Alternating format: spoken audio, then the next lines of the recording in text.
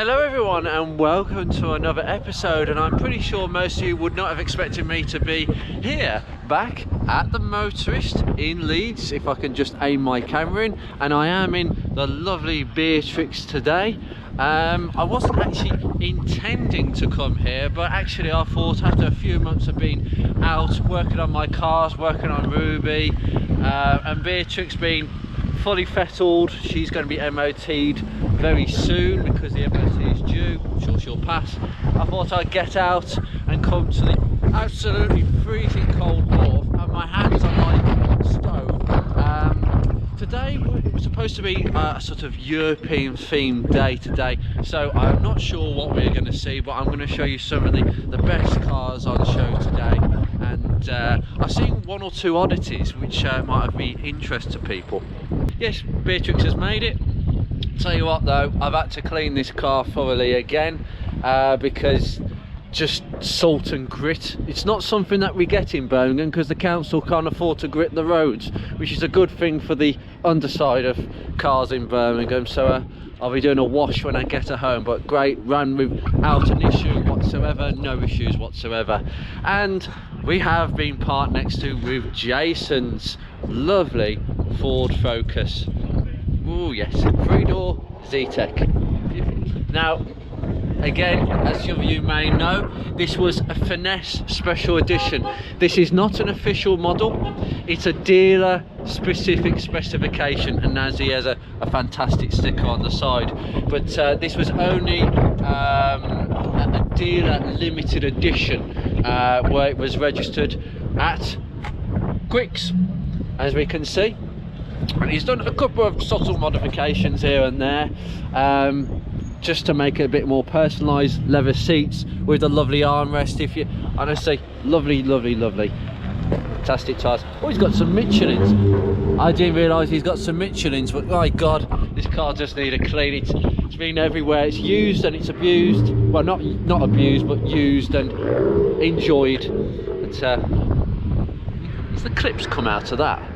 I'm not quite sure. I do love the wire mesh grille on this. Beautiful. It's lovely to see. I think what was one thing, he has actually done a bit of blackening to the side repeaters. Now if you see here, we've got the original screw, which is an orange screw, because this would normally, the standard colour would be orange. You get the clear ones on the RS obviously, but you get the standard ones which are orange with the orange screw. But the problem is with these screws is they're very brittle half the time, and sometimes they do need replacing. They're very expensive to buy, those screws, but they are the correct screws to use. Anyway, there's been a lot of pops and bangs here, so I'll go over here. Our lovely Beamer here. I have to say the kidney grill has sort of grown over the years, but I think that's as big as what you'll get. I'm not one. It's an X-Drive, so it's an all-wheel drive platform, and it is an M340D. I don't know if the camera actually caught that one. And oh yes, this is a nice spot actually, very nice. It's an MZ4 I believe. Oh okay, caramel. Yes, this is definitely what you would expect on a BMW this age. There was all sorts of caramel and toffee colour schemes going on. The bonnet is extremely long on these, but it is a pure sports car in its own. And I tell you what, I can smell Gliptone leather moisturiser if my nose is not deceiving me. I just smelt a whiff of it there. Well, it might be an air freshener. They do make the air fresheners, but it does smell of very genuine leather products. I do like that. Yes, that does look like quite a fun car to drive. Very much so. There's not many BMWs that I would consider owning, but yes, for the sports car experience, that's a really good shout. Now I'm just going to go over and pick a few. There's Toyota. I'll miss this one I think. And ooh, Fiesta Mark 7 with Can somebody explain to me what sort of tint this is? Because this seems to be a current theme now where people are having them. I can't remember what the heck this is called. I don't know about it, to be honest. What does it look like from the inside? Well, it looks completely normal from the inside from what I can see, but interesting. We've got a 320 diesel here. I see plenty of these in Birmingham, trust me, so I'm going to move on. Lovely, lovely. I think mostly German cars have come here today, as you can imagine with European. There is one car, I have to show you this VW transporter. Now, this is on a W reg, and it's like a Scooby-Doo sort of themed vehicle. I have seen this before. It's got the open sunroof, and the interior is, that is nice. That is nice. It's all been done up in a sort of orange and white sort of Scooby-Doo sort of fashion, and obviously that seat folds completely flat, and then you've got the bedding area which it would extend into, so that bench seat would slide forwards, and effectively the backrest would act as part of the bed. It would just slide all the way down, so that's quite nice actually. Where comes the back side, I'll just show you the back. Yeah, with all the rust and cobwebs, but it's fully usable. But there is one thing that this car really does hide, and this is why I really severely disagree with MOT exemptions. So let's go around here and I will show you something I spotted just earlier. Okay,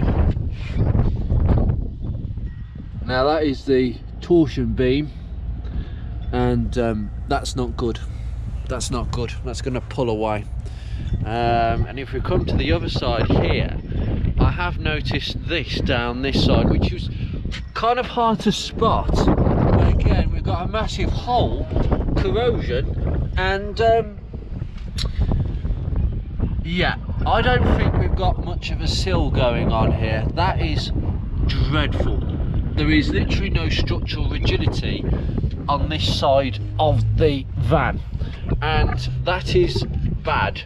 That would never pass an MOT in the UK, and quite frankly I think the owner's taken a massive risk with his own life. But I suppose it is a big old bus, but at the same time it wouldn't pass an MOT, so this is why MOT exemption is a bit, no, it's a no-no for me, and that's the reason. BMW over here.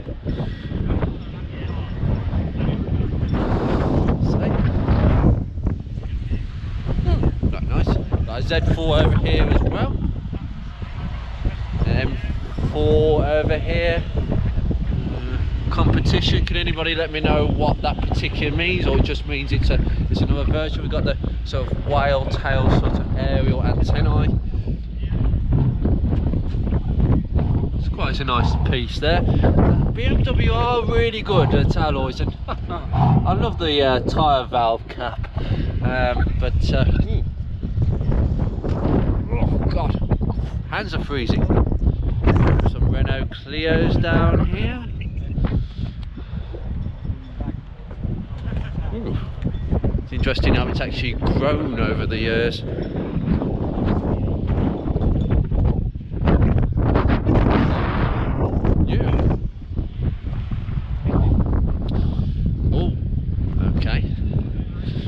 Got a touring.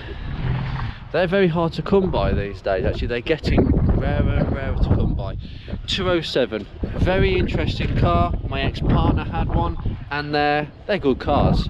They do have their electrical problems, but overall, if you get one with the old TU5, as they're called, the 1.4, they're okay. They're absolutely fine. A mini John Cooper works over here with a lovely honeycomb grille. What about the wheels though? They do look a bit, I don't know, cheap, on the cheap side of things for what would have been a very what is a very expensive car to own. VW Passat.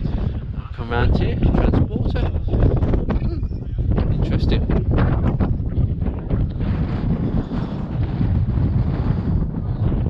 Transit. The insignia part there. I'm going to go all the way to the back and work my way forwards. This is whoa. This is the sort of oddity that's incredible. This is the first time I've seen a Renault Aventime in the flesh. That is an absolute, oh my goodness, the size inside here, the automatic, the headroom is utterly ridiculous. This is definitely an oddball, and this is exactly why you come to a place like this. You just find that these just turn up out of the blue, with the sculpts above the headlights. I mean, goodness me. Very nice indeed. I'm going to actually pass an Audi S7 and a Fiesta Eco. Oh, it's an Eco Boost. Yeah, I don't know how long that's going to last before it blows up. Well, to be fair, it will last a bit longer, but good car, not the right engine. Fiat 500 above.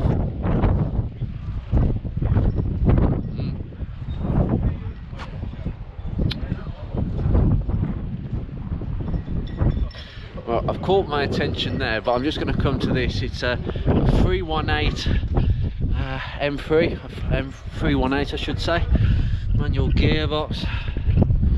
It's quite low, as most of them generally are. It's nice to see actually, this one. It's on a J plate, unless it's a personalised number plate. Spoiler, very nice indeed. Of course, we have to have a supercar chucked in there. Yeah. Yep, doesn't do anything for me, that car. Absolutely not. Doesn't spark any flames whatsoever. This does though, because I passed my test in one of these, and it's owned by a very good friend of mine who has a Fiesta XR2i, and this is his daily driver, Mark 3.5 ST. Lovely. So while the later one's based on the registration plate, lovely alloys and a lovely interior with the lovely seats, perfect, lovely car. And the last of the old Ford Focus before it just got completely lost as the Mark IV, in all fairness. This is another oddball that's just turned up, a VW Polo Classic, the coupe. And being the Mark II, quite rare these days, extremely rare. Wow, square headlights as you get, antennae on the wing.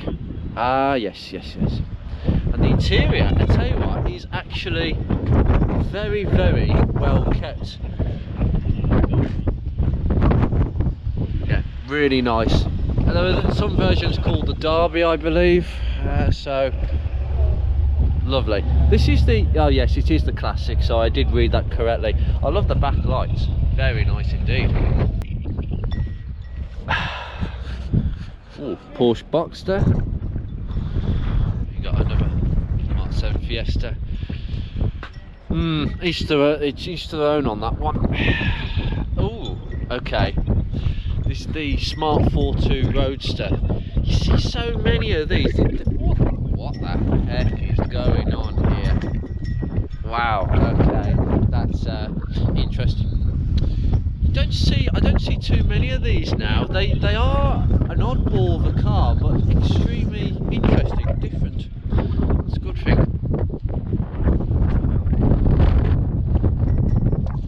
Now, just going to cut to the chase here. A couple more BMWs over here. VW camper transporter. More transporters these days than campers. These are very reliable cars. These are not. Quite a contrast.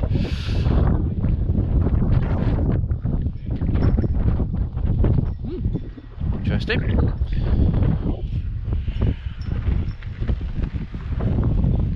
Mark 7 Fiesta standing over here in quite a used fashion, but looking rather battered as well. Used and abused, I believe.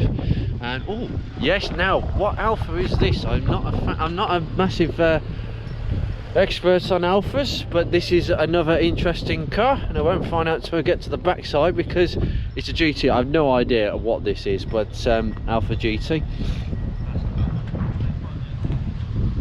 Lovely. Tiny door mirrors. They are definitely not ball of a car, but still lovely. A Volvo. Got a Porsche GT3.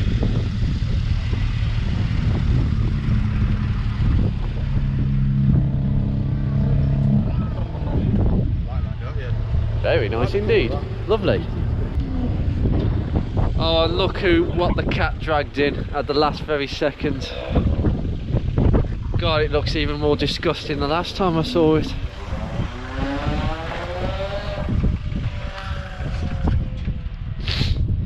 Good evening, Nick. How are you, sir? I'm pissed off now. Look at. Yes, I know. It's dreadful, isn't it? I know. Why do you drive through farms? Can't you just drive somewhere a bit more cleaner? It's motorways. Yes, understandably. M62, it's just full of salt. I know, as usual. It's lovely to see this car, and it's used and abused, and I'm pretty sure we're going to be seeing more of this car in another episode. Meanwhile, I've got to get talking, and Something to show you. you've got something to show me before we go. What have you got to show me? Spin that. Hold on. Sorry, my hand's a bit. That feels fine to me. Is it? That feels okay to me. Doesn't feel graunchy. Why you think it's broken? Bearing's gone in it. Go on. Oh, I see what you mean. Must be my hand. So the bearing's gone in that. Yeah. That video I showed you. Yes. I sent it over to you. Yes. That was the problem. That was the problem. It Yeah. was making a worry sound. Typical alternator issue. Dave can do this as well. That's a very nice headlight. That's a very nice headlight. That's really good, actually. No tarnishing on that. Perfect. Lovely. Swapping that with the driver's side because the. Yeah, that's it. That's it. Well, this is where, guys, I'm going to leave you because I've got a lot of socialising to do, and I'm going to leave this here. Many things happening in the Focus Mark 1 community. You'll be seeing Nick and his car in a future episode at some point. But from us, take care.